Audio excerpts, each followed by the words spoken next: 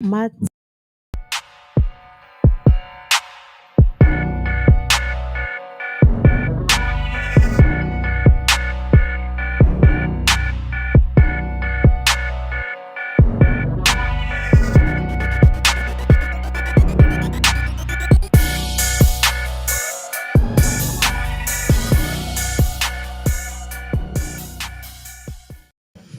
What's going on, everybody? Welcome to the Friday edition of Burn It Down with Kim Brown, the safe space where we set oppression ablaze. That's even called the full moon edition. Isn't it a full moon tonight, everybody? What is the full moon in? Is my niece Alicia in here? Before I start talking some astrology, Alicia going to say that bullshit. That shit is for real. I'm telling y'all, the full moon has put me in a heightened state of something intuitiveness. I have been feeling the need to tell people things. I called one of my good friends who is dealing with a grief situation, and I'm like, unsolicited, out of the blue. I'm like, I have to tell you this. It was positive what I had to tell her, but I've been felt compelled to like share shit. I don't know what's going on. Let me share this with y'all real quick. So I was thinking about this. I mean, a little bit thinking about it, not really thinking about it, but tomorrow is the coronation of King Charles in the UK. I think something's going to happen. Don't ask me what. I don't know what's going to happen. I don't know what's going to happen, but I have a feeling tomorrow Americans are gonna wake up to find out some random shit happened. I don't know if it's gonna be crazy shit. I don't know if it's gonna be wild shit. I don't know what it's gonna be. I just have a feeling something's gonna happen. I don't know what it is. So we'll see. We shall see. But regardless, something's happening right now, and it is the Friday show. And I am so deeply grateful and appreciative that all of you have made some time to hang out with me, all 17 of y'all. So I was to say, oh, good, we up to 20. Wonderful, wonderful. The Friday numbers usually kick up. I think is Jackie on BPM right now? Because I think usually when Jackie signs off, then everybody comes back over here, and it's like that's cool. Because I'm telling y'all, Jackie's over there talking good things to the people. Them if she is on tonight, big up to Jackie Luke Mon Nation by any means necessary. Guys, I was on by any means necessary this past week with Jackie, but because I'm terrible at social media, nobody knew because I didn't tweet the shit out because I'm like, oh right, fuck, I was probably supposed to get on my phone and push some additional buttons and let the people folks know. But I think Jackie tweeted it out. So thank you so much to Jackie and Sean for allowing me to grace their very excellent program. Always a good time spent kicking it with my folks. So that's what's up. What else did I have to tell y'all? I don't fucking know. Something's gonna happen to coronation. Did I say that? Something else that I wanted to just remind everybody about. Well, if you could pop up that good abortion fund information for me, please. It's May. We are almost coming up on a year of this fucking bullshit ass Supreme Court decision regarding Dobbs versus the Mississippi helping the ladies out center. That's not actually the technical name of the case. But you know what I'm talking about. I get incensed anytime I start thinking about this abortion issue, which is daily really. So I get incensed about it at least once a day, but instead of just getting mad, we trying to get up and do something good for the folks that need these services. So this month, for the month of May, Burn It Down with Kim Brown as a channel, as a platform, as a record label, as a movement, we are supporting the ARC Southeast, the Atlanta-based reproductive justice slash rights slash health organization that centers Black women, ran by a Black woman. Shout out to Jaleesa. Big up to Dev Springer. Dev runs communications for the ARC Southeast. I did not know that. So hopefully Devin and I can coordinate either they and Jaleesa coming on either here or on BPM. I'm actually thinking maybe we could have like a standalone conversation on Black Power Media because this is important. Like this is devastating laws that are having an overwhelmingly disproportionate effect on Black women specifically, especially our sisters in the South and in the Midwest. So again, I'm sorry, I get off on a tangent. May, we are supporting the ARC Southeast, y'all. It's a Georgia-based abortion fund. So this is what we are doing. We will contribute $50 as a channel. If you would like to add to our $50, you can do so in a number of ways. You can either run us a super chat or send material support via any other means, Cash App, Venmo, PayPal, etc. But I need you to just put in the note as for the abortion fund. Like I did I think I said I didn't want to do that no more.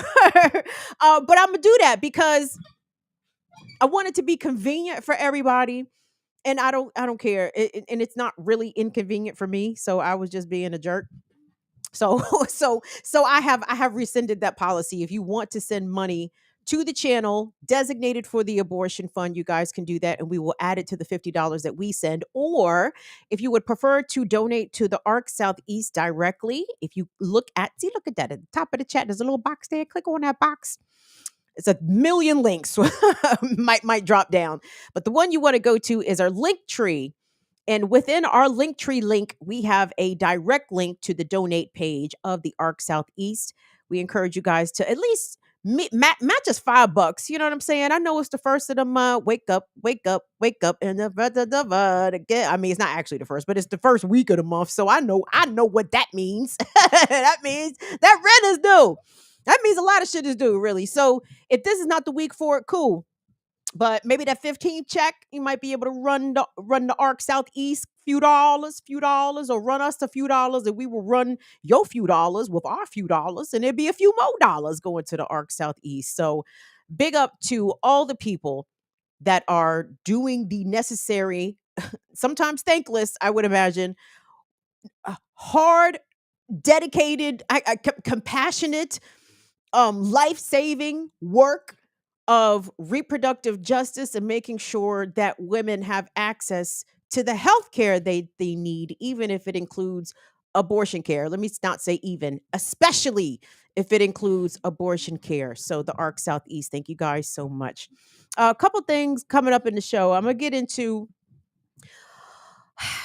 um a bunch of those January 6th Klans people got convicted of some things. And when I was looking up the list of things that they were convicted of, you know what they weren't convicted of? You know what they weren't convicted of? Y'all know. Domestic terrorism. Who's charged with domestic terrorism? Dozens of our comrades down in Atlanta who are trying to defend the Atlanta forest and stop the construction of Cop City. It's just funny how that works. I want to get into that a little bit later in the show. But hold on. Before I start the show, let me say what's up to my folks. I see Shirley. What's up, Shirley? How you feel, baby? Hey, Fastbird. How you feel about? Oh, Freddie French is here. Jackie must not be on it. Freddie is over here at 7 something. Is it 7? Ain't no way Jackie's on it. Freddie's over here. And Freddie, girl, I too am a Jackie loyalist. If I could watch Jackie, if we could watch Jackie at the same time as my show is on, like, wait, I'm gonna be quiet. Jackie about to say something. Y'all be quiet, be quiet. So that's fine. But anyway, I'm just fucking with you, Farty France. Say hello, baby. Hello, Latif. How are you doing today, hon? What's up, Holly? If Holly's in here, Wendy got to be in here because Holly and Wendy's logging on from the same room. They both in the library, sitting across from each other. Because every time I see Wendy, I see Holly, and every time I see Swery Furry, I see Aggressive Progressive. So sometimes I think y'all the same Bammers, and I appreciate y'all manning 2 different computers to boost my chat numbers. Thank y'all very, very much for your consideration. See, that's some thoughtful shit. What's up, Damien? Damien, come on now, go to bed. Don't you want to wake up and see the coronation of your new king? Woo! That scrotum face, motherfucker. You want to talk about a scrotum face, y'all. Fucking Charles. Charles might be the prototype scrotum face. Who has more of a face that looks like a scrotum than fucking KC3?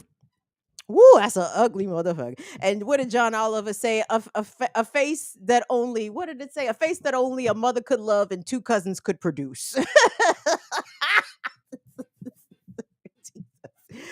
Lord, what was I watching today? Oh, okay. Anyway, no, I can't tell y'all what my television tastes are because y'all will judge me. And that's fine. I deserve to be judged because my shit.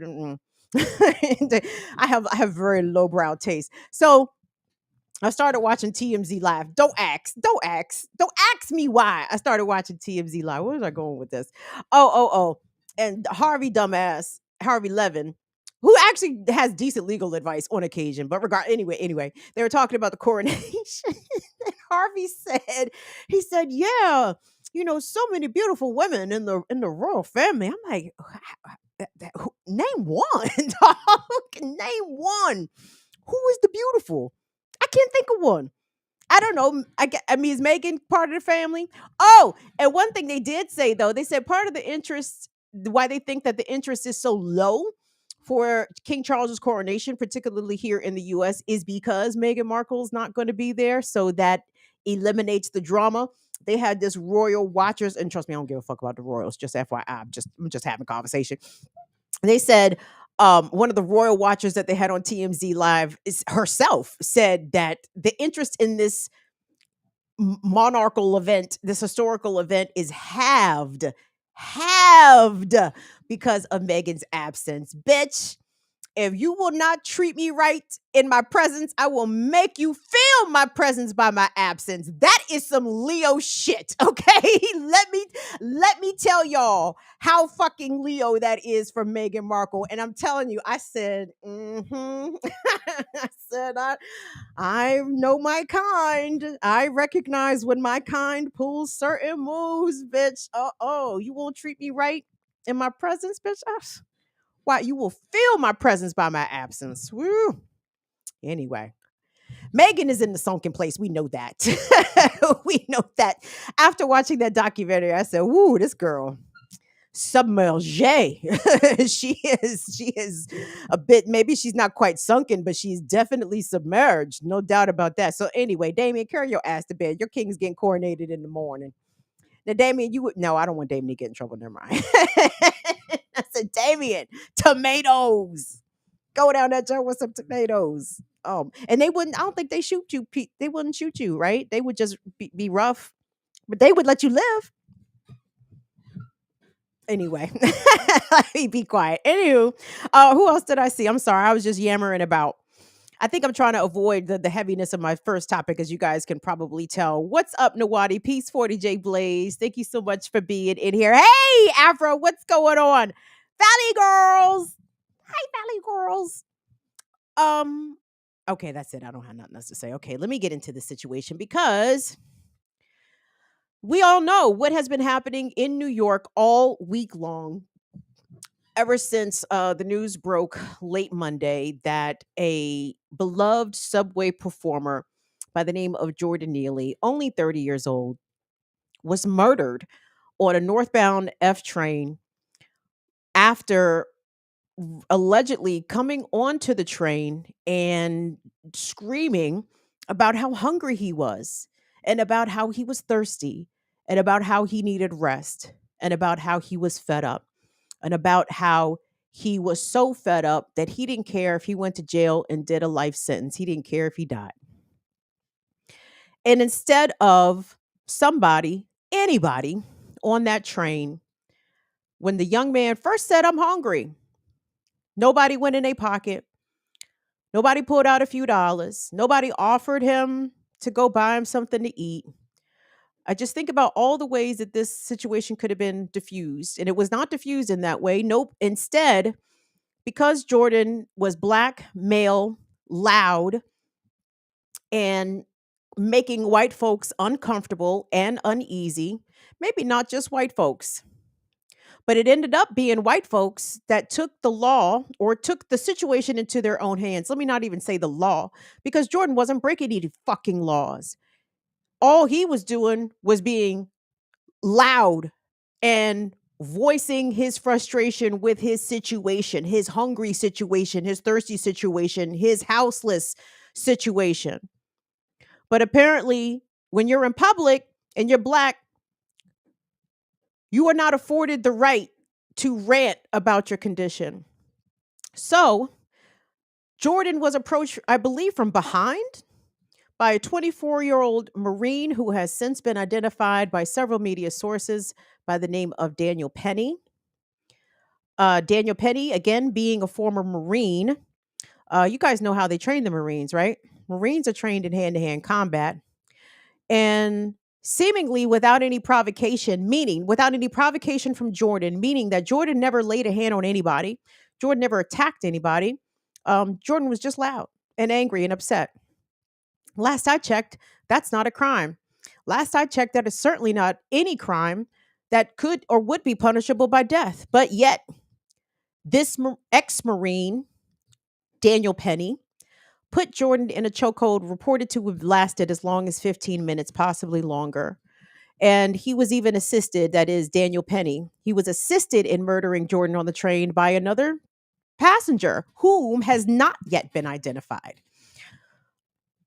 And once the paramedics arrived to Jordan, they were unable to resuscitate him. He was pronounced dead. Now, here's the details that have been out since. The coroner has determined that Jordan's death was indeed a homicide. So far, NYPD has not made any arrests of Daniel Penny.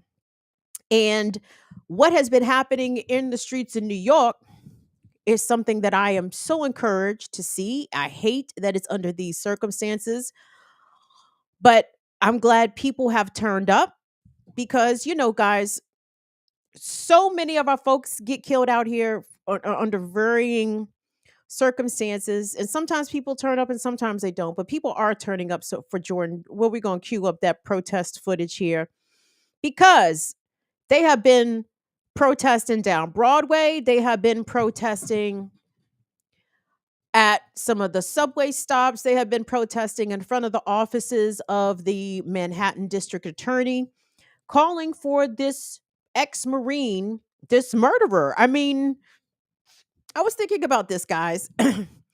This murderer of Jordan Neely. His name is Daniel Penny.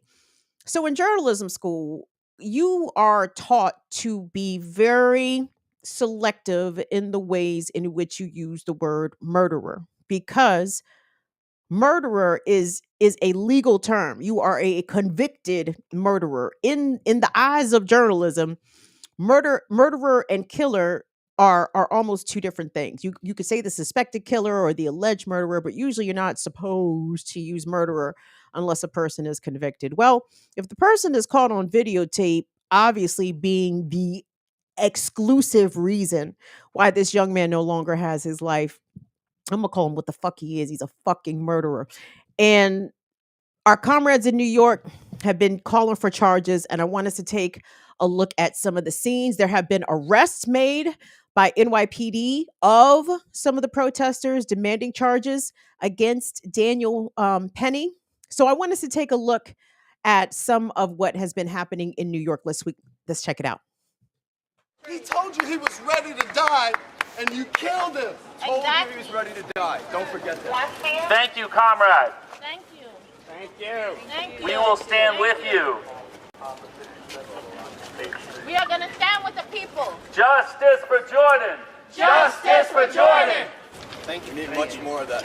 Yes. City. This is an issue of more than just, when do we want it? No. What do we want? Justice. When do we want it? No. If we don't get it, Burn it down. If we don't get it, Shut it down. If we don't get it, Shut it down. If the people don't get it, Shut it down. If the people don't get it, Shut it down. All right, this man is doing nothing wrong. We ask you to let him go.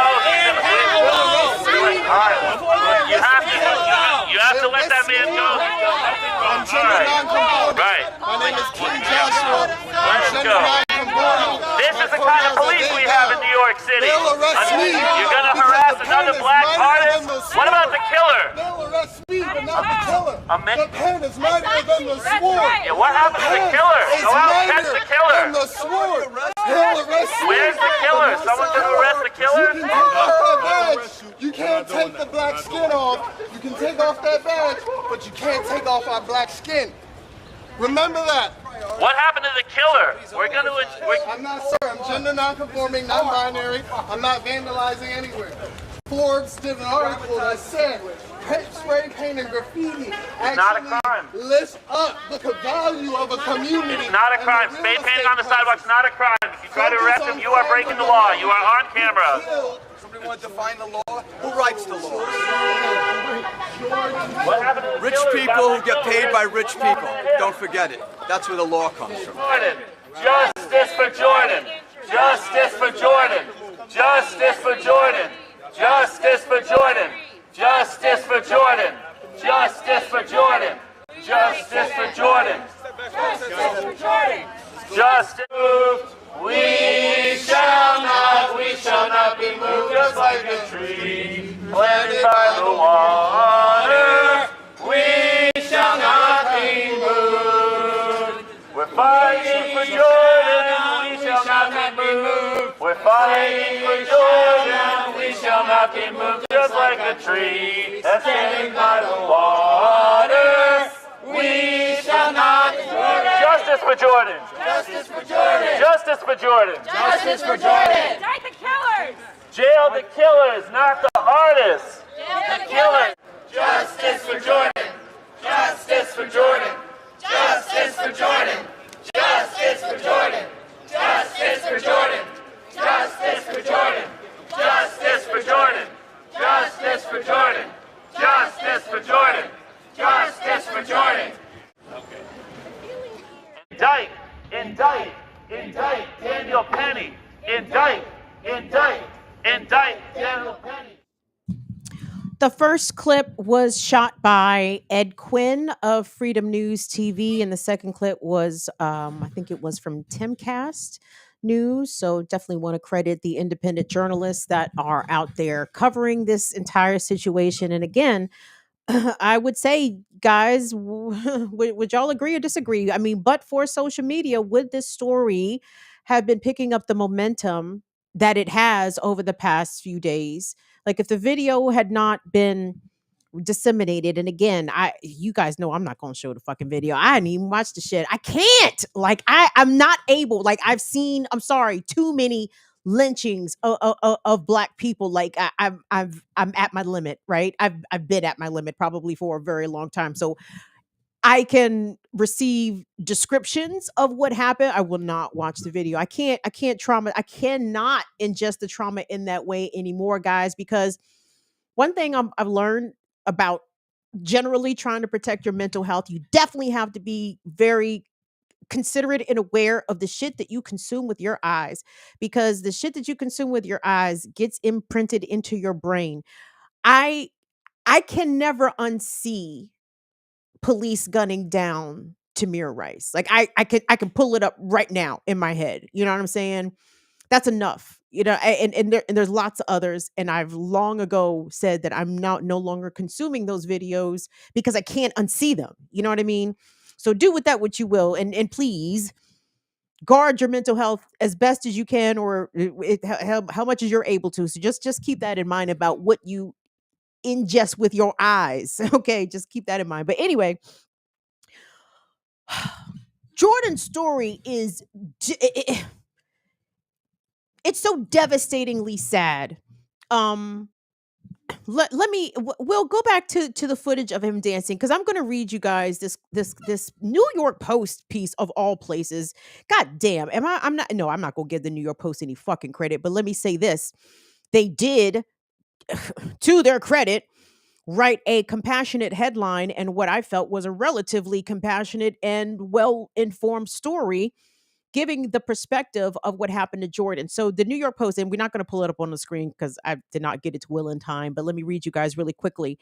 So the headline from the New York Post, it says, homeless subway chokehold victim Jordan Neely became, quote, a complete mess after his mother was brutally murdered by his stepfather. This is according to Jordan's aunt. And the article goes on to describe, first of all, it's talking to Jordan's Aunt Carolyn, who was 40 years old, Jordan himself 30. And his Aunt Carolyn goes on to describe how her sister Christy, Jordan's mother, was murdered, I believe, back in 2007 by his stepfather. This happened when Jordan was 14 years old. And the day that his mother was murdered by his stepfather, Jordan tried. He was going to school, headed out the door, trying to go to school. He was trying to say goodbye to his mother, and his stepfather refused him access to her bedroom. When Jordan returned home from school, his stepfather had packed his things and moved out. But by that time, Jordan's mother had been murdered by the stepfather, who, I apologize for not giving a content warning and a trigger warning before I started to get into this, but content warning and trigger warning for domestic violence, domestic abuse, murder, intimate partner violence via murder, and then the traumatization of this child. So Jordan's mother was murdered by his stepfather, and his stepfather stuffed his mother's body into a suitcase and tossed the suitcase along the shoulder of the Henry Hudson Parkway. Okay. The stepfather, his last name is Sutherland, was eventually convicted of the murder of Christy Neely, I believe in 2012, and he was sentenced to 30 years. He's still in jail. Um, in this New York Post piece, Jordan's Aunt Carolyn goes on to describe that Jordan, as one would imagine, his mental health took a nosedive after the murder of his mother. In fact, when Jordan was 18, he testified at his stepfather's murder trial, which you can imagine was also traumatic for him as well. Jordan's Aunt Carolyn goes on to list Jordan's mental health diagnoses, which include schizophrenia and PTSD, in addition to depression. His Aunt Carolyn says in this article, quote, doctors, it says doctors were aware and they knew about his conditions and they knew that he needed to be treated. And yet his Aunt Carolyn says that every time that either Jordan had encounters with law enforcement or was somehow criminalized and in the system, he never got the mental health care that he needed to address his deep mental issues and obviously the grief and trauma associated with knowing that his mother had been murdered. He had experienced long periods of being unhoused. I'm sure you guys have seen from the right wing that Jordan had a number of arrests and had an active warrant out for his arrest pertaining to an alleged assault charge. But it's funny, what the right wing doesn't seem to acknowledge. Like, I guess Jordan would have had to have picked up a gun and mass shot everybody for them, those particular folks, to have some empathy and been like, oh, well, clearly he was mentally ill. Well, Jordan actually didn't hurt any fucking body, right? And yet his criminal record obviously is being weaponized against him. He is the murder victim here. But this is how we treat mentally ill people in America. Do we put them in jail? Jail. We don't have sufficient health care, period, let alone sufficient mental health care in this country, period. We put mentally ill people in jail. In jail. That is our solution to this national health care crisis, national mental health care crisis. Or we get what we got Monday afternoon on the subway. You have a vigilante, someone who has self-deputized themselves. As a good sis Coco was telling us on the Remix Morning Show, like there's a long history of these folks, feeling good about themselves and feeling emboldened and entitled to clean up the streets in New York, to do something about it, to make themselves a defender, not even of the city. I guess what they perceive to be the lessers, to the undesirables of the city. Who cares if a homeless person gets killed by somebody who felt uncomfortable / threatened by them? And again, to me, there's so many things that killed Jordan, so many things that killed this young man before that brute Daniel Penny had an opportunity to get his hands around his neck. But I'm gonna get into that in a second. I want to play you guys a clip. It's gonna be the governor's clip. Will Kathy Hochul The governor of New York. Now, mind you, the politicians, I believe, initially, do I have this right, New Yorkers? They was like, oh, I don't know if anybody came out and explicitly said job well done, but it was kind of like a shrug, like, oh, well, you're telling me a homeless person who was acting erratic got killed by a good Samaritan? Well, that's what happened. I mean, it was kind of like that attitude. And I think Kathy Hochul actually epitomizes this very, very well.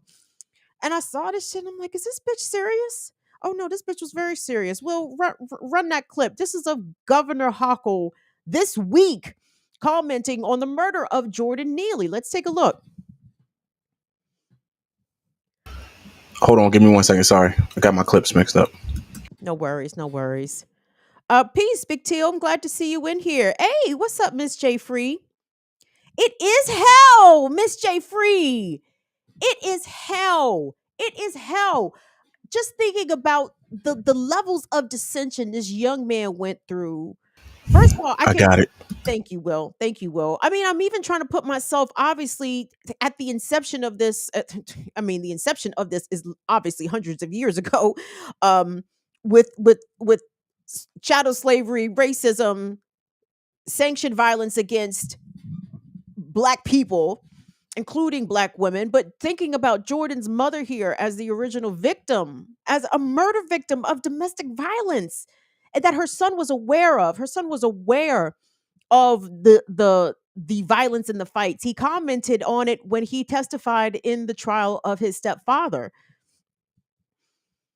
He was subjected to all of that as a kid. You guys know, y'all are smart. I mean, y'all know what abuse does to children, to the developing mind, right?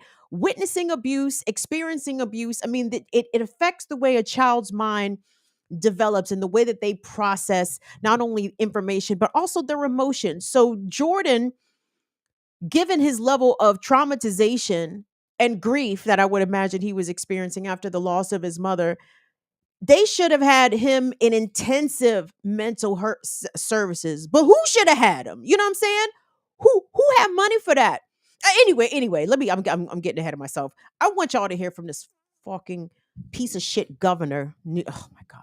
And I know it's not y'all fault, New York, but goddamn, we all got shitty politicians, and this bitch is about on par with her shittiness as the fucking rest of them. Here's New York Governor Kathy Hochul commenting on the murder of Jordan Neely on the New York City subway. One element we have not talked about is the $1 billion investment we have in mental health services, so we don't have people who are homeless in our subways, many of them in the throes of mental health episodes, and that's what I believe are some of the factors involved here. And people, there's consequences for behavior, and I'll look at it more closely to find out whether the state has a role. People who've been out on parole have different consequences, and a judge can make a decision on whether to hold someone, or a DA can make a decision to charge them. But in a case where someone is on parole, then the state has an ability, as we've done before in more serious cases, to ensure that someone is held.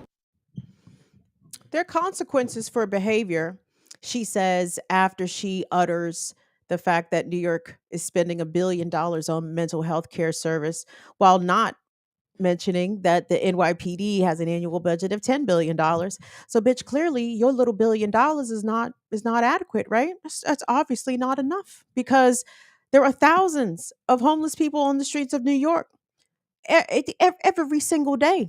And you talk about you spend $1 billion on healthcare services. Well, what does that include? Does that include housing? Like, what does that even fucking include? Is that just some shit you saying? You know what I'm saying? What does that even mean? What does that involve? What does that entail? How is it that people are able to get connected to these services? And what is the extent of these services? $1 billion to me sounds like a tremendous shortfall, especially compared to the amount that is spent on law enforcement. So that just tells you, I mean, it's not my saying, but y'all know this. A government's priorities and their morals lie in where their budgets are. Okay.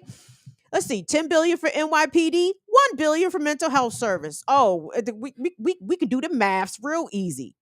So you would really prefer the police to deal with mental health crisis and people experiencing a crisis. And what the fuck are police going to do? Are they counselors? Are they doctors? No, they're fucking cops. What is their job? to put handcuffs on people and put them to fucking jail. Stop fucking playing with me, bitch. Yes, behavior has consequences. And when you ignore the mental health crisis that is spun out of the way that this system is and this whole country is set up, yeah, behavior does have consequences. But apparently it does not seem to have any consequences for Daniel Penny. Again, 24 years old, ex-Marine. Will, cue up that TikTok for me if you could. Because, y'all, how do we even know Daniel Penny's fucking name? Is it because the NYPD released it? No. Is it because CNN told you about the shit? Absolutely fucking not. What happened was the shit got leaked by accident. And I talk to y'all sometimes about sources and trusted sources. I think we were just talking about this goddamn Tuesday pertaining to the coverage of Cop City, how the local mainstream Atlanta media outlets are obviously not trustworthy and are not proficient or even willing to report the facts should they put the police in a bad light. Well, in this case, Daniel Penny, not police, former military, however, and apparently several news agencies had his name and sat on it for a while. Didn't even want to print it. I was watching punk ass NBC News. They didn't want to say his name either earlier today. But the Daily Fail, the fucking UK Daily Mail, fucked around and did some journalism by accident, and then they try to take the shit back. But let's run this TikTok real quick, because this is kind of hit this in about 15, 20 seconds. Let's run that joint, Will. 24-year-old ex-Marine who executed Jordan Neely on the subway has been identified. Daily Mail leaked his name and a caption of their photo. Many of the images that are not publicly available were submitted by his high school classmates. Many claim they were always scared of him. All right, guys, time to dig. Yo, see, that's where the internet's undefeated. that is where the internet is undefeated. If given the opportunity, if given us just a few little breadcrumbs to do some sleuthing or some unearthing, and especially when it comes to an issue of righteousness and public safety in this case, because yeah, we do need to know the name and identity of someone that is out here murdering strangers because they got yelled at on the train. I think that is a vitally in the public interest. So I guess thanks, but no thanks to the Daily Fail, because, the Daily Mail is a piece of shit rag. You guys know this. The Daily Mail really ain't shit. Actually, Kalechi did a story about the Daily Mail doing a hit piece on this young British Nigerian doctor. I can't remember the young man's last name, but his first name is Kayode. And the Daily Mail, the young man came out and said that Britain is a white supremacist country. and the Daily Mail ran the shit. And the young man, I think, got suspended from his organization. But anyway, I said that to say the Daily Mail is a piece of shit fucking rag. And and shout out to my boy, Richie Serjenko, People City Council, because Richie caught it earlier on his Twitter timeline, on the People City Council Twitter timeline, where the Daily Mail had accidentally included Daniel Penny's last name in their photo caption. And that's how the information really began to get out there in a really rapid form. But then the Daily Mail went back and took the last name out of the caption. They were like, whoops, we did not mean to publicly out this white man. Our bad. But the name is out there now. Thank the Lord. See, look at that. Look at the universe working, coming out to reveal things. That's the one thing. Anyway, y'all can believe me or not believe me, but that's one thing that the full moon does. The full moon brings it out. It is revelatory. Oh, you thought some shit was in the dark? Wait till that full moon hit your ass. Wait till the full moon hit you. And then all shall be revealed. And it has been revealed. So I'm curious. I bet you by Monday, we're going to have lots of stories about Daniel Penny. Wouldn't shock me if he was a domestic abuser. Also, it wouldn't shock me if he was a lot of shit, to be honest, because we see very clearly what he is. And that's why I was watching TMZ today, TMZ Live. They had the attorney who is representing Jordan's family on, and the attorney was talking about the medical examiner's report and how obviously it was I keep saying Daniel. I'm sorry, Jordan. Jordan's death was ruled a homicide by the coroner, but the method of death, how did he die specifically? Because of neck compression. neck compression. I think asphyxiation via neck compression. And this person, Daniel Penny, is a trained Marine. Oh my God. They know how to kill people with their hands. He knew, keeping that chokehold on Jordan for 15 minutes, he knew that he was killing him. It wasn't a question. It wasn't, I was just trying to get him to pass out or get him to stop resisting. Bitch, you're not the fucking police. He can resist you. You were not in charge here. But the fact that he kept that chokehold on that young man for as long as he did, he knew what he was doing. And again, I'm not a legal expert. I don't know if that's second-degree murder. I don't know if that's first-degree manslaughter, but I know it's fucking something. I know it's not a nothing. But in America, white people get to kill you if they feel afraid of you. Did y'all know that? did you know that? You don't even have to touch them. All you have to do is quote unquote be a misfunctioning Negro out in public, being loud, flailing about, even maybe running towards or moving towards, but not in fact actually making any physical contact. No, that's reason enough for white people to kill you. And that is being reinforced right now by the inaction by the New York City Police Department, by the messaging coming from elected officials such as the governor, Kathy Hochul, and it's also being reinforced by the media. Now, I saw a clip floating around of Chris Cuomo bitch ass, and I ain't pull that shit. I said, fuck that, dog. Fuck that. I'm not, no. I'm already mad about the shit.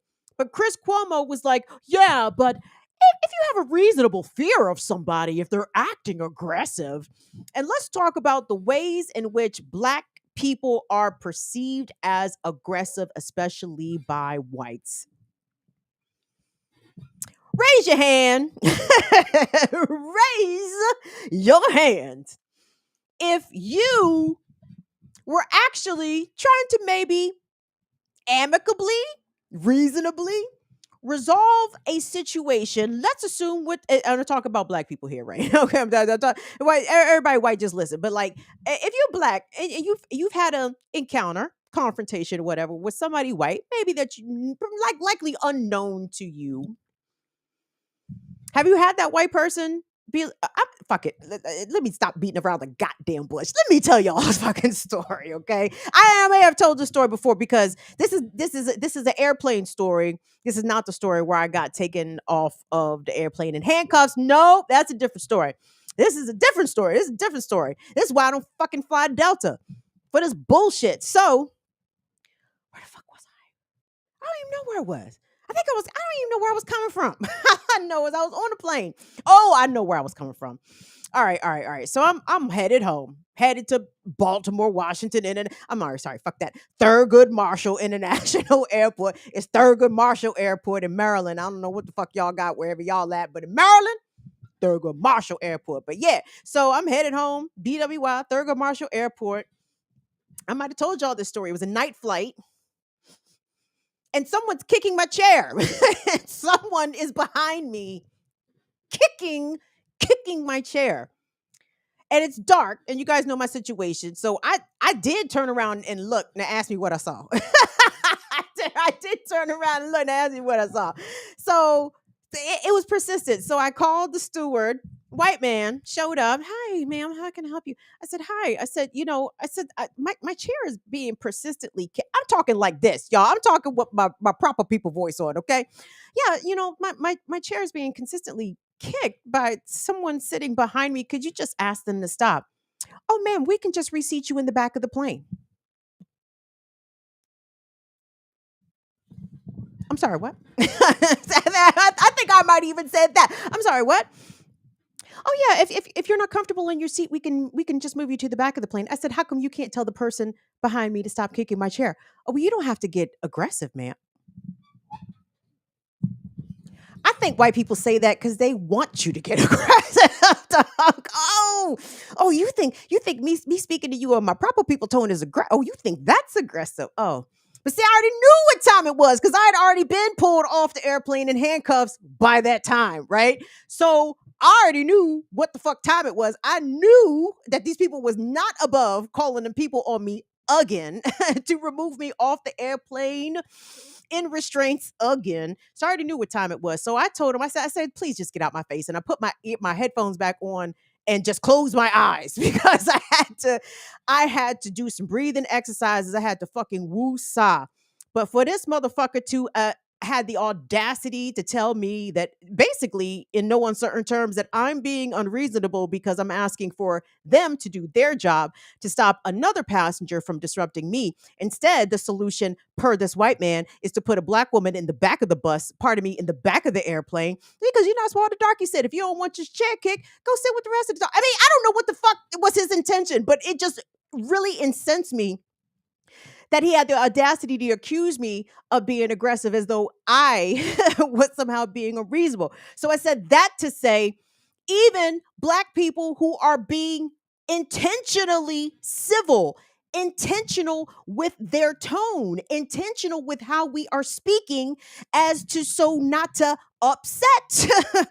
I mean, just the way Chappelle said that shit. The way black people have to move and speak in this society is so that white people feel fucking comfortable. And once you cross that line as a black person, white people have the right to do whatever the fuck they want. It's wild. It's wild. And I'm sure my ancestors are smacking me in the back of the fucking head. Like, what the fuck you mean it's wild, honey? This is the way of the world. This is the way of this country. This is how it's always been. White people in Jim Crow, I can't even say the Jim Crow South as if the fucking North wasn't Jim Crow as well. But you didn't move off the sidewalk for a white person. You looked a white person in the eye. Like, the ways in which white people could automatically activate their whiteness in society and weaponize it against black folks to punish them either via law enforcement means with outright violence that was unaccountable. You understand? Like, white people could commit violence against black people. Who gonna do something? Who gonna do something? The sheriff is a fucking Klansman. Who coming to arrest the white assaulter, the white perpetrator, the white murderer? No fucking body. I want us to get, hold on. I'm sorry, I'm getting upset. I'm starting to sweat. I'm getting angry because there's that part about it. There is the racial power dynamic in which this white Marine has not even yet been arrested. He was identified by fucking accident, publicly identified by fucking accident, because the white power structure was determined to protect him. He didn't do nothing wrong. He was a good Samaritan, a good vigilante, one of the good guys. He was protecting the comfort of other passengers. Oh, and let's get to these other fucking passengers. I want to know the name of the motherfucker who was holding his arms or who was holding Jordan's legs. Whomever else laid their hands on Jordan also needs to be publicly identified. We need to know who those people are, because as far as I can tell, they were accomplices. And to be truthful, everybody who witnessed the murder of Jordan Neely on that northbound F train Monday should be held accountable for something. We need to know who people were. I would love for the witnesses to further identify themselves. Because how the fuck did you watch somebody get killed right in front of you and do shit? I mean, literally nothing. And like I said at the onset, obviously there are cascading systems of failure that led up to this encounter on this New York City subway train.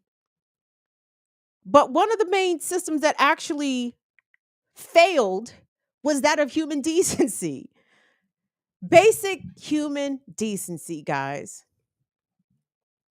I was reading some of the right-wing comments, and I mean, that would probably get my views up if I started going at whoever the fuck. I don't give a fuck. I cannot amplify those people, nor can I put them on my platform. Not sparingly. I know I've talked about Tucker Carlson a couple times, but you know, that was shits and gigs. But like what Matt Walsh said, and I didn't even pull it because it was very bothersome because he kept referring to Jordan Neely as a vagrant. He never referred to him as a person. He didn't refer to him as a person that was experiencing crisis. He cited Jordan's number of arrests and his outstanding warrant and heralded the ex-Marine as the hero in the situation. And I can only deduce is that, white folks think that they have a right to kill you at any time for any reason. Doesn't really matter if you're the police or they are the police or not the police. But the lack of human decency, the people who saw what happened and did nothing. But again, well, like I said, I'm sorry, I got off track. What I said at the onset is that had somebody heard Jordan yell, "I'm hungry, I don't have anything to drink," had somebody had simply gone in their fucking pocket right then, y'all, right then, the junior Klansman would have never had a chance to get his hands on Jordan. I believe that. I believe that if someone on that car had took $20 out of their pocket instead of taking out their fucking phone in order to record this young man's execution and his lynching, it never would have happened.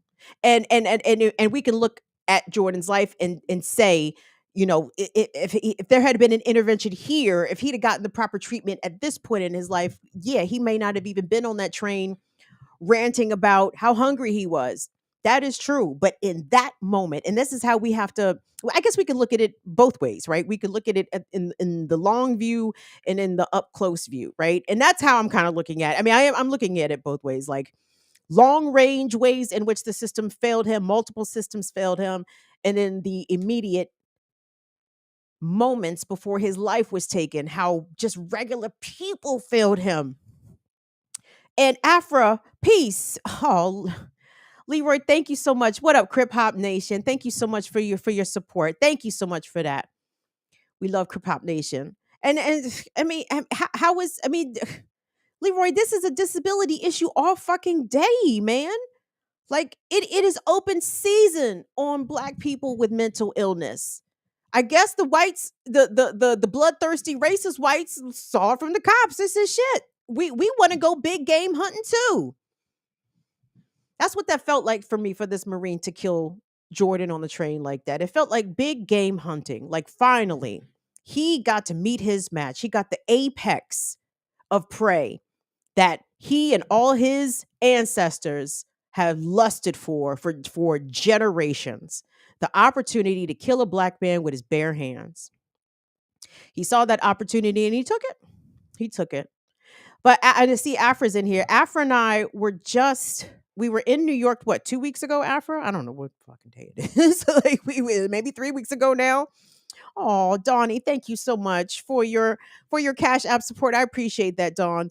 3 weeks ago, we was in New York riding the train, Afra, and naturally, I'm that's one of my strengths, everybody. I'm very good at putting myself in other people's shoes.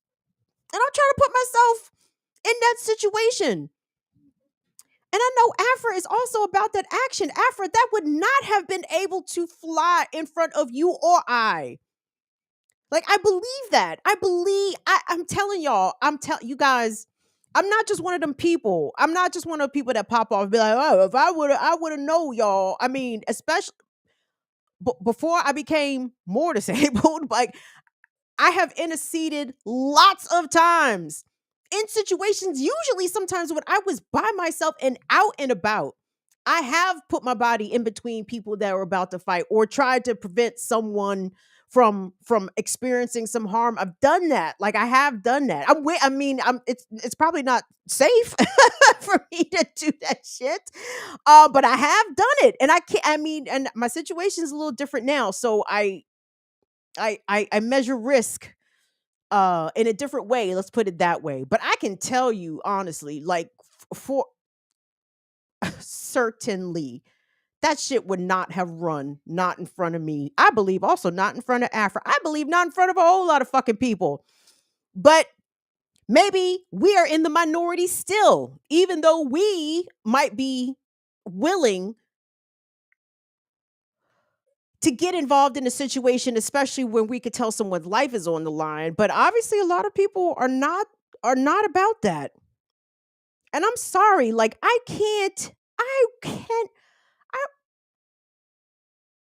would not be able to live with that on my soul, that I watched that happen.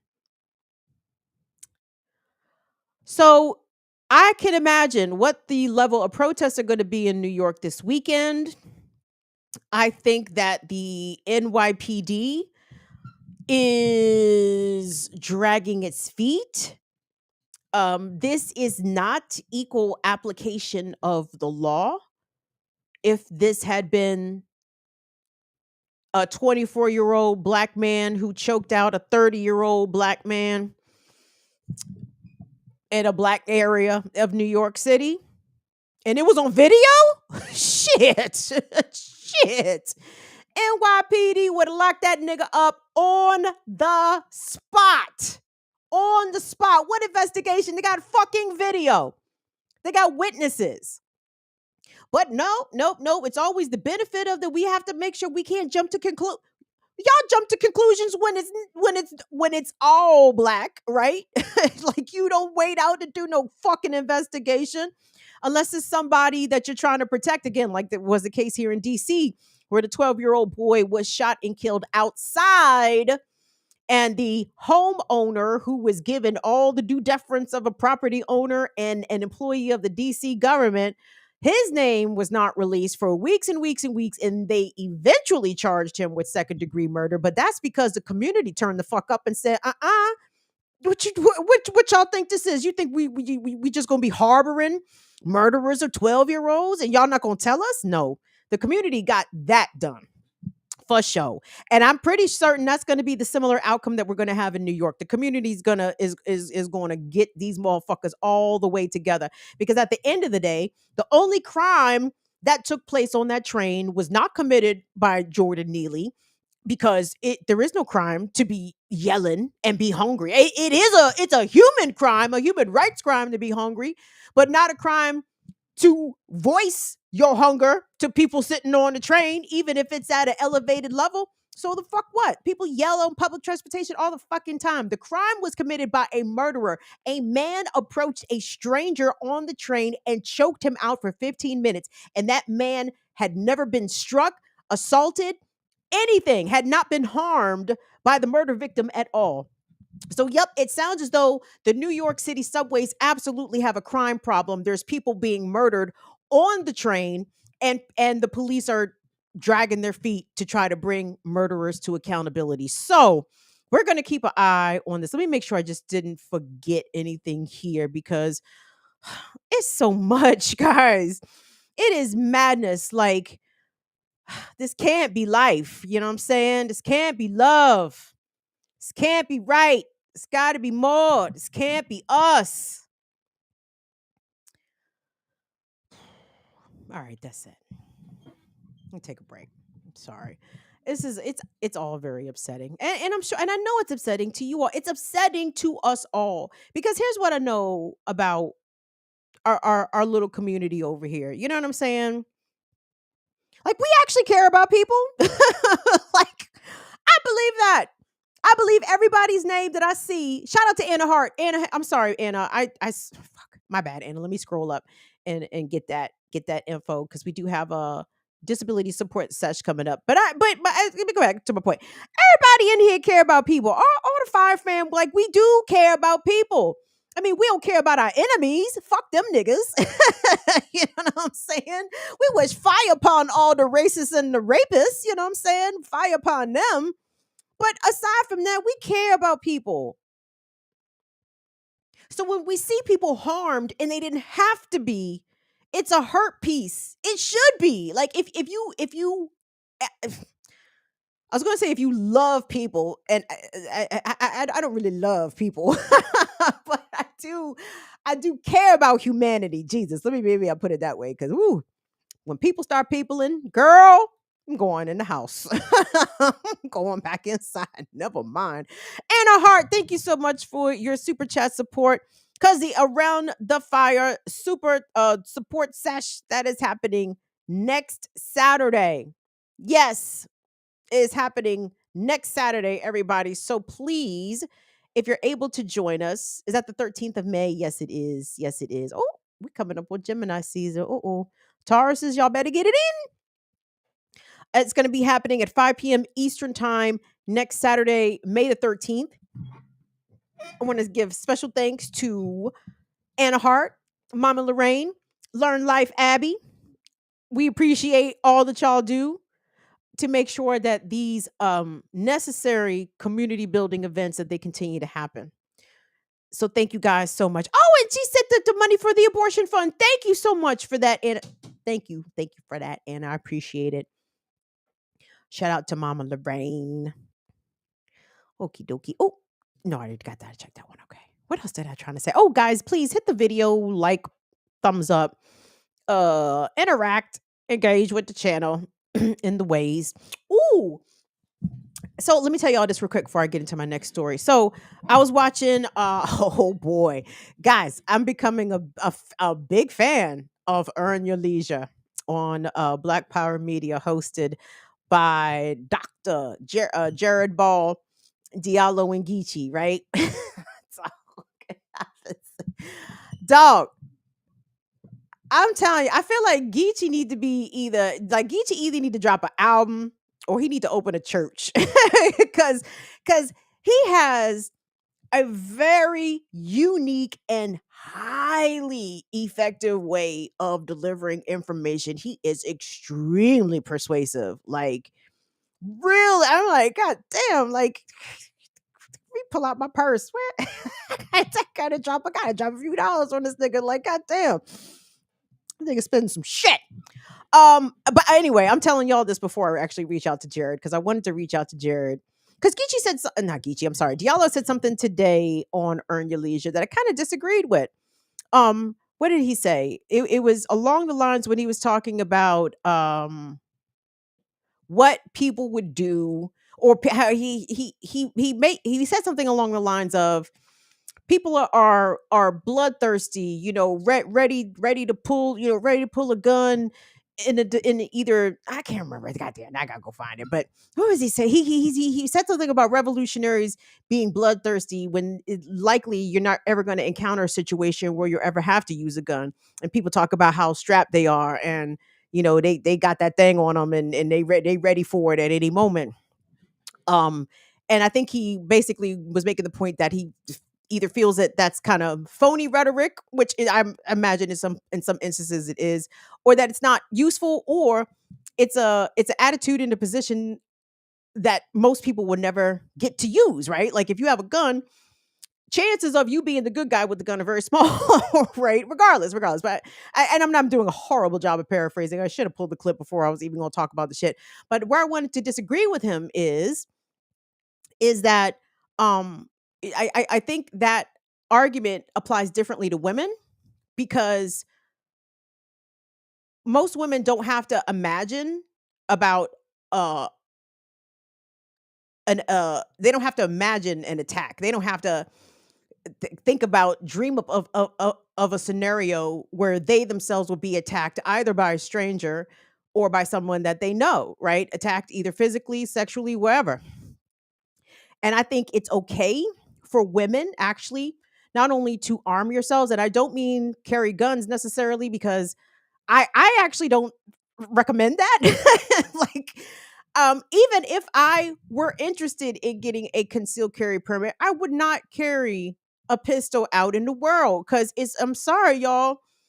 It's too easy to have that kind of power at the reach when you could encounter a situation that you might be misperceiving altogether. And now all of a sudden you blamming, and what? And then you got to deal with the repercussions of whatever that brings, right? So I don't encourage women to carry outside of your house. I think if you do have a gun, you definitely should keep a gun in your home.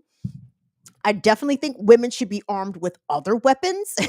And I don't like that it's always the pepper spray or whatever the fuck. No, I don't think that is enough of a deterrent to a man who would be attacking you, friend or foe. You feel me? I think women need to carry knives, razors. And I think that if a man gets close enough to you to put his hands on you in an aggressive way, I think you need to respond with that weapon. Because I don't think enough would-be attackers of women, either be them domestic partners or strange men out in the world, I don't think they get fucked up enough. And here's the thing. Chances are, ladies, there's not a good man coming to save you. You feel me? You out there by yourself, and you must defend yourself, okay? I've seen so many situations where women have been attacked on the street in broad daylight, and motherfuckers will stand there and watch. They will stand there and watch. They won't come and get that man up off you attacking you. So what you gonna do? You gonna get beat the fuck up? You gonna get raped? Or you gonna put something in that nigga's gullet? That's what I think. And my point is, I don't think enough attackers are getting fucked up out here as a deterrent. Because clearly the police, jails, that's just not a deterrent. Men who would attack women, and of course, you guys know I'm not generalizing, but there are, it's not an insignificant portion of men out here who attack women. Men who attack women know that there ain't no consequences for them. Ain't no the chances are ain't nobody coming to beat that nigga up. You know what I'm saying? Chances are. So, as they were also saying today on Earn Your Leisure, we are not at fault for our condition, but it is our responsibility, right? So I think women, you need to be carrying something dangerous. Okay. The little pepper spray is cute. The bear mace is fucking cute. And I get it. It's for distance. I understand that. If you pepper spray somebody from a distance, then you have time to put distance between you and them and run. I get that. And you know what? Strategize however you see it. But I see that the only thing men violent, rapey men, the only thing they understand is violence. They only understand violence. And if a man is willing to commit a violent act against you, then you need to be ready to reciprocate. And I mean that from the bottom of my heart. So anyway, I want to talk to Diallo about that shit because as a woman, I don't have to imagine a man attacking me. Like it's not some pretend thing. It's not some ethereal thing that might happen. In fact, ladies, and y'all don't have to say it here, but I already know what time it is. There are some women who've never experienced a domestic or sexual attack. And then there are women who've experienced several. You know what I'm saying? Oftentimes by different guys, right? It's one thing if the one dude beat you up or you got raped once. That's not usually how it goes, is it, ladies? Or survivors, non-binary and men, because I don't want to exclude men from these conversations, but I'm not a man, so I can't speak from a man's perspective. I can only speak from my perspective, right? So I think it's okay for survivors, especially, to be a little bloodlusty, because I really think that the attackers, they have not gotten the message. In fact, the message that they get is that the shit is okay. And that the shit is okay. And that's usually why domestic abusers abuse serially. That's why sexual abusers abuse serially, because there wasn't no consequence for that first one, that second one, that third, that fourth, that fifth one. There wasn't no consequence for the shit, so they keep on with it. But I tell you what, let that motherfucker got sliced that second time, bet you his ass think twice. And girls, do you know? Well, the fellas know. I ain't got to tell y'all this. Woo, it's a lot of blood flowing through the man parts, and I'm gonna leave it there. It's a lot of very important shits. And anybody, again, run up, get done up. That's it. That's it. And I know it's not even allowed legally for women to defend themselves. I'm thinking about Marissa Alexander, of course, the sister. Where was Marissa at, guys? She was in Mississippi, Alabama, Georgia, somewhere down in there. Or maybe she was even in Louisiana. Where was Marissa at?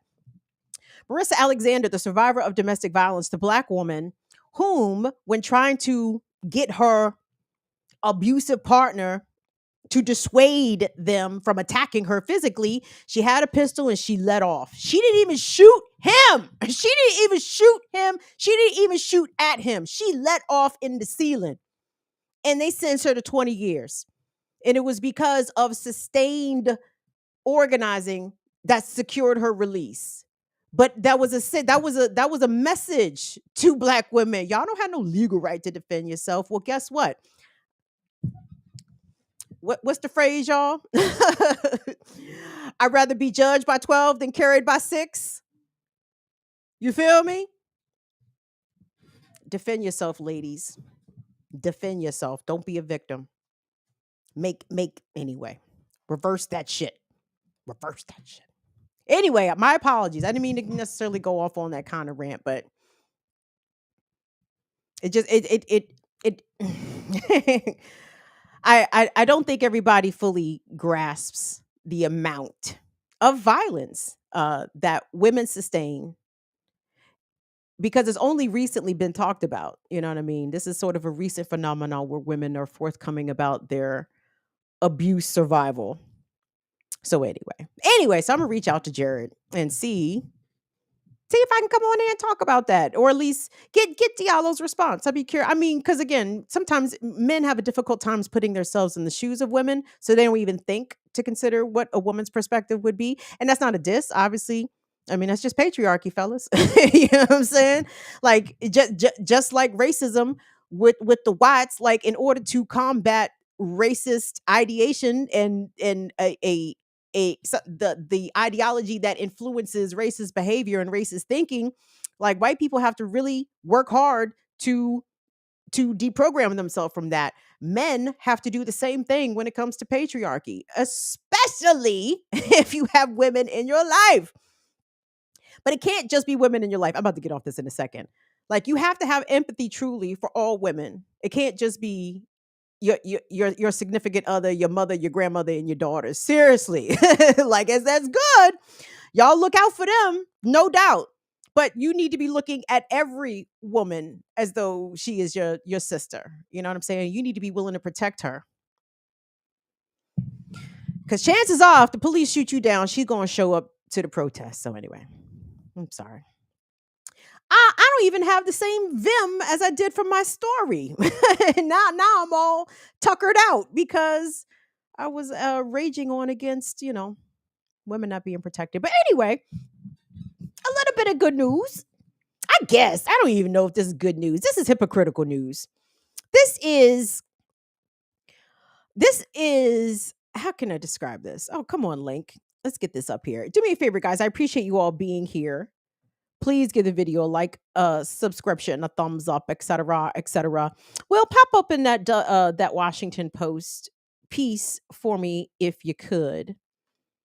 Because this week, you guys know how much I love January 6th. Oh my God. I did a bad job this past January 6th. I did not commemorate it in the way that it deserved, with like a celebration, bitches. So I feel a little bad about that. But January 6th, 2024, we're going to turn the fuck up over here. Because, again, why do I love January 6th so much, everybody? Because it is the day that my enemies met in battle at the symbolic seat of power in this rotten fucking colony. And guess what? Everybody lost. Well, I won. I got to see the police get punched in the face. I got to see the police get called traitors and cowards and Nazis and Gestapo. And they were being called this by some elected officials that came from great distances to show up to the Klan rally on the steps of the U.S. Capitol on January 6th. They were also being called Nazi and Gestapos by some of their fellow law enforcement and military veterans. Isn't that funny how that works? Wow. I mean, I just loved it. I need to re-find that footage of Mitt Romney scurrying through the halls of the U.S. Capitol like a scared rat. And I am so disappointed still in that black U.S. Capitol policeman who actually, I can't believe this man actually helped Mitt Romney get out of harm's way. Sir, you had one fucking job. No, Mitt Romney has probably never been punched in the face in his life. Oh my goodness. What a glorious thing that would have been if that crowd had gotten their hands on Mittens. Dog, I'd have been rooting for that shit like it was a fucking Super Bowl. Like, get his ass. Stomp Mittens out. Stomp him out. I'm sorry, let me not get so excited. But I really love January 6th. I'm so glad that I was alive to see January 6th. I feel bad for all of the ancestors who did not get to see this day. this day. But anyway, so let me simmer down my excitement about January 6th. So here's the thing about January 6th. So they putting a few of these motherfuckers in jail, but they not giving them no time. They not giving them no real time. They not giving them no political prisoner time out here. They giving them little time. Little time. Well, actually, that's not. Well, let me rephrase. Let me give you the news. So the news is that 4 members of the Proud Boys this week were convicted in a DC court and convicted of seditious conspiracy, which is the phrase in the charge. Excuse me, that the news has been running with, which is fine. It sounds all serious and whatever. But when I was like, I said, okay, they was charged with seditious conspiracy, cool. But what else was they convicted of? Because I'm just sitting here waiting for the domestic terrorism charge to come out.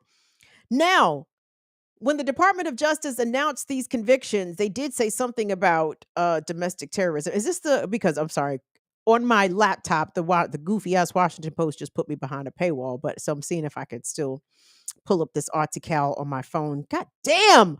Why is Jeff Bezos such a greedy bitch? You have Amazon. It's bad enough that you now have the newsroom of the Washington Post under your thumb. The least you could do is let us read the shit for free in peace. Bastard. Let me scroll down because the Washington Post actually buried all these additional charges at the bottom of this article. And I'm like, okay. So they're going to keep it rocking with the seditious conspiracy, et cetera, et cetera. Un momento, por favor. It says legal analysts said that the convictions of the are historically rare and politically weighty. But that's not what I wanted to read. Where is the quote from the DOJ person who did mention domestic terrorism and did, I think, call the defendants domestic terrorists? But again, on further examination of what they were actually charged with, domestic terrorism was not included. And I am a little confused as to why that is.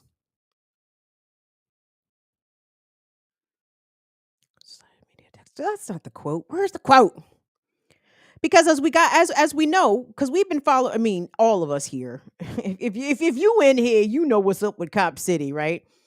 Nobody needs to be brought up to speed on Cop City. We all on the same page where we are at in Cop City.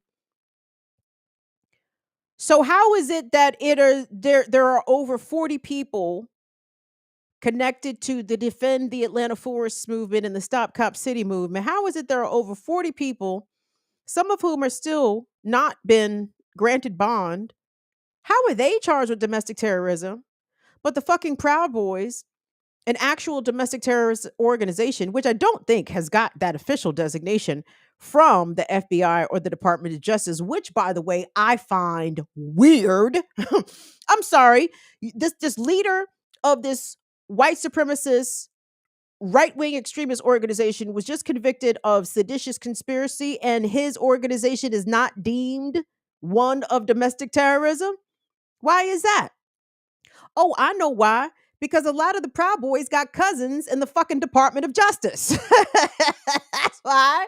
That's why. Or at the FBI, or at the local sheriff's department, or at the local police department, wherever they locally reside. You know, and law enforcement knows this. This is why they don't want to overly criminalize these white folks and these white adjacent folks. However, people who stand with black folks, including white folks, oh no, y'all domestic terrorists. You broke some windows. You set a bulldozer on fire. That's domestic terrorism. The fuck it is. It's called destruction of property. It's called vandalism. It's called willful, malicious intention, whatever the fuck. It ain't domestic terrorism. Sorry for yelling. I still can't find the fucking quote. I'm sorry. I'm just scrolling and then I'm gesturing with my hands and I'm not even reading the shit that's in front of me. So anyway, they who is they, Kim? The folks. So there is a lawsuit. I'm sorry. Follow me here, y'all. My apologies for bouncing all over the place. So there is a lawsuit. I believe is that the Lawyers Committee of Washington, I believe, is representing this group of U.S. Capitol Police officers who are in fact suing Donald Trump, basically saying it was Trump's fault. Trump incited the mob, and Trump is the reason why the cops got fucked up, which is true. Which is absolutely true. That is absolutely true. So this conviction of Tario and his associates could possibly be a good foundational whatever to make the case against Donald Trump that he's the one who was the catalyst of the January 6th insurrection, which is fine. I don't give a fuck about Trump nor the cops. Again, I love to see my enemies do battle with one another and lose. Oh my God, y'all, they all lost on January 6th. I loved it. Well, I guess we all lost too, because we still got Biden as a president, but it would have been the same with Trump as a president. So who the fuck cares? Hold on. Now I need to find these charges because this is bothersome. Because y'all need to know this. Y'all, I mean, I guess it's good enough to know that they were not charged with domestic terrorism. But in addition to the seditious conspiracy, I think they were charged. They got hit with a lot of charges, like dozens and dozens of charges. I think Tario, they weren't convicted on all of them, but they were convicted on a bunch of them. And some of those other charges included interfering with congressional procedures, interfering with police procedures. I think one of them even got assault on a cop. They are slated to be sentenced later this summer. I believe the sentencing date has been scheduled for August. So let's see here. It was Tario and fellow Proud Boy leaders. We got Ethan Norderim, and Joe Biggs, and Zach Rehl, Rehl, were all found guilty of seditious crimes, including seditious conspiracy or plotting to oppose the blah, blah, blah, blah, blah. And then they got also convicted of blah, blah, blah, blah, blah. I'm sorry. I'm doing a terrible job of reporting this.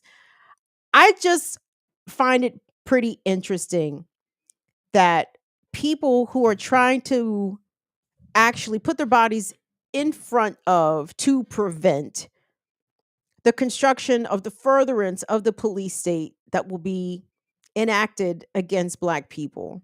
It's wild to me that those people are actually charged more harshly than those who stormed the U.S. Capitol. And that's intentional, and that is very revealing. That is very revealing because essentially, I mean, I know the Department of Justice, I guess, took these January 6th prosecutions seriously, but I don't. I would like to have the question asked, and I'd like to hear an answer as to why these folks are not being charged with domestic terrorism. And I know, so our folks in Atlanta, they are facing local charges by and large, right? From DeKalb County. I'm not certain if any of them have been charged federally, but we do know, according to a good bruv, Kamau Franklin, and others, confirmed to us that the FBI were indeed fucking with people down there connected to the Stop Cop City movement and to the Defend the Atlanta Forest movement. But I don't know if any of them folks have actually caught federal charges yet. Regardless, this is not enough. I appreciate Enrique. And what the fuck is wrong with Enrique? What's Enrique's nationality? I mean, he's American, I guess. But I mean, that's rude. Yeah, he's American. Clearly, he's brown man. Henry. Where his people from?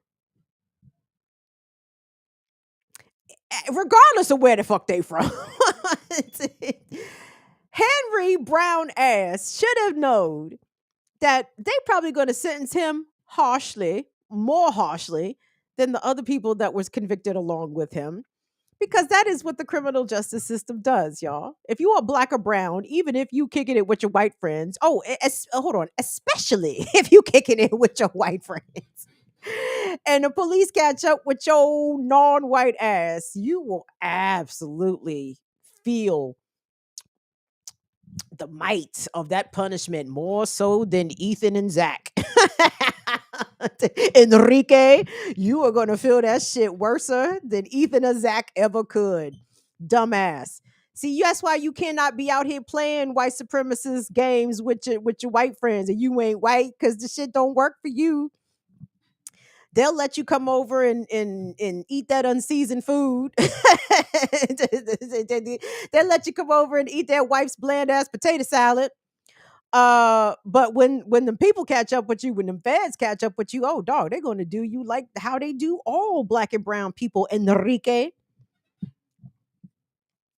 Zach and Ethan ain't gonna get it like that. But the fucked up thing is our people in Atlanta are gonna get it like that. So anyway, this coming off the heels of those more recent arrests that I covered, I think on Tuesday, of the Stop Cop City activists in Bartow County, Georgia, who were arrested and charged with, I believe, felony intimidation of a police officer and misdemeanor stalking for putting flyers on mailboxes, never getting out of the car, and alerting the community that likely one of the murderers of Tortuguita resided in Bartow County, and the public should be aware, which I think was a public service, public information spreading endeavor, of which we support the work of those activists who have since been charged. But of course, we're thinking about all those others facing domestic terrorism charges, and these are intentional. These heavy weighted charges are there to suppress people's speech, suppress people's movements, suppress people's ability to exercise their constitutional and civil rights, well, whatever left of those we still have.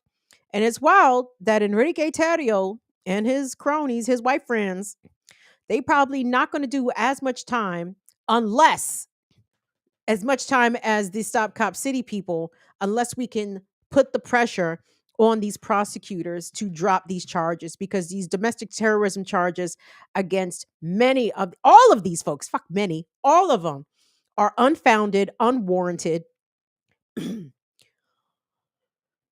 and they are politically motivated at the end of the day. And many on the right, by the way, are calling these convicted Proud Boys political prisoners, which I find very, very interesting. And again, all of you here in ways large and small, like myself, are students of Black Power Media. And I'm certain, let me speak for myself here. I have never received a level of education surrounding political prisoners as I have since I have been involved with this channel. Again, I come from, we're not bougie. Our net household income wasn't enough for us to be actually bougie, but maybe, I guess, even petit bougie. I don't even know if I would even call us little bougie. Talk about me and my mom growing up. I don't even know if we was little bougie, but at the end of the day, I took my lead from my mother in terms of respectability, I guess, when it comes to being a good democratic Christian and all those things. So where the fuck was I even going with that? God damn it. So I said that to say, learning about political prisoners and the Black radical movement was not something that was conversation in my household. You know what I'm saying? The work and the actions of those folks were never looked down upon, but they weren't ever explored either. You know what I'm saying? Like I didn't know what all they was doing. You know what I'm saying? I just knew they was about it. I didn't know what all they was doing. So I said that to say, even at my big age, I'm very grateful to the work of my comrades over at Black Power Media, because they've turned on a light. Like, I didn't study Black studies in school because I was trying to get the fuck out of school. You know what I'm saying? And that's not a diss to any other, intellectual endeavors. But when you're poor and you are on student loans, like I didn't have the luxury of taking a wide array of classes. I was trying to get my major classes. I was trying to get the fuck out. So I missed out on a lot of that radicalizing of Black folks in college, because again, I was on a respectability track. I was trying to get a job. So anyway, I've just learned a lot. Let me just put it that way. So for these assholes on the right to say that Enrique Tarrio and his white friends are political prisoners, we know what real political prisoners are. We know what real political prisoners have endured. We know what their families have endured. We know what their communities have endured. And these fucking Proud Boys are nowhere near the level of political prisoners as to some of our folks and people who have been the founders, the leaders, the foot soldiers of our movement have really endured political persecution and have really had decades of their lives stolen and have really been assassinated by the state. Whatever this little shit Enrique Tarrio's charged with, he gonna be home in no time. Okay, he gonna be home before he know it. So fuck the Proud Boys. They are probably the real groomers, I would say. And maybe that's the story I'll do next week, about all the groomers that the Proud Boys seem to have let slip under their radar. But mind you, they know where every drag show is going to be held in the United States in the next 30 days. But somehow they miss all of these child porn purveyors and these people who harass 18 and 19-year-old interns at the Tennessee State Capitol. Like the Proud Boys, they don't never show up for that shit. But they love to show up to the drag show. My guess is because they themselves are looking for new victims, right? Because they know that the kids are going to show up for the drag story time, and the Proud Boys themselves are likely pedophiles. So they'd just be like, ooh, look at the kids. Or they fetishize gender non-conforming folks. I can't. Why the fuck else do they show up to the drag show? Y'all ain't got nothing else better to do on a goddamn Saturday. Fucking bunk motherfuckers. Anyway, thank you all so much for your support. I appreciate y'all. God damn, it's 8:42. Y'all let me talk this fucking long. Are y'all still in here? Is anybody in here? Damn. I'm just, my bad. I'm sorry. My apologies. I didn't know. I wasn't looking at the time. Keep flowing free. if a sneak start leaning and the heat start working, I'm a rob me in person. Got your nigga sleeping while out in the open Philly, and I'ma get him. We keep the dimes tucked, top dimes up, rap about it, wild out, fuck niggas up, rap about it. I'm not trying to visit the morgue or freeway, move in till I sit with the Lord until I get my shit together, clean up my sins, freeway, got it in like 10 in the morning, and I can get it to you like somebody yawning, man. Come on, even though what we do is wrong, still deliver the order, man. And I talk about chicken and gravy, man. I'm talking about bricks and yayo, halves and quarters, 4 and a halves. You do the math, swing passes, scoop up your daughter. She want to roll with a thug that rap. You do the math. You won't blast to my stacks in order, man. I'm not gonna give y'all Jay-Z verse though. We'll save that for another day. Anyway, I'm gone, y'all. Thank you, Franny French. Thank you, Latif. Latif, thank you so much for the guest channel memberships that you have gifted to the folks. I certainly appreciate it. Now I'm out of breath. Now I gotta go. On behalf of Will and Molly, thank you all so much for everything. The WHO has downgraded COVID as a health emergency. Jesus Christ. Be on your P's and Q's out here, y'all. COVID is still out here jumping on people. I don't give a fuck what you say. So anyway, y'all be safe, guys. I'll see y'all back here on Tuesday. Love y'all. See y'all later. Bye-bye. Let me get him.